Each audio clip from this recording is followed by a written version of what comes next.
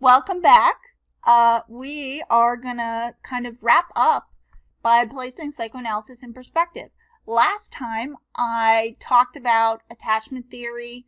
I strongly encouraged you to look at some of the external sources for attachment style because they illustrate that strange situation paradigm, and it's really helpful to be able to see it. I have examples both in cats and people. So yeah, this time we're going to place psychoanalysis in perspective and kind of debrief and wrap up before we move on to the last couple of chunks of this class. So, psychoanalysis in perspective. It's difficult to evaluate theory in general with this approach because there are many different versions that have changed over time. Even just the definition, for example, of libido has changed within Freud's lifetime, and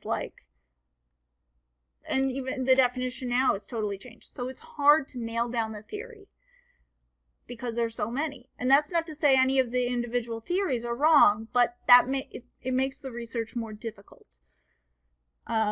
So in terms of, so next, blah, blah, blah, I can't talk. So I'm going to discuss 5 neo-Freudian propositions that are firmly established and supported on this next slide.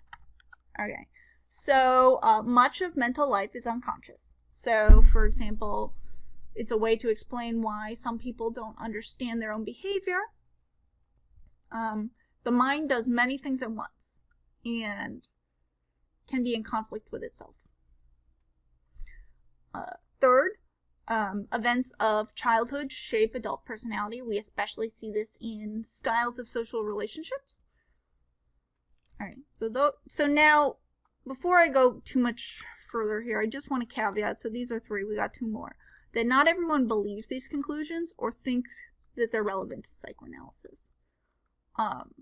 So a lot of researchers who do research in this don't consider themselves psychoanalysis. I don't consider myself psychoanalysis.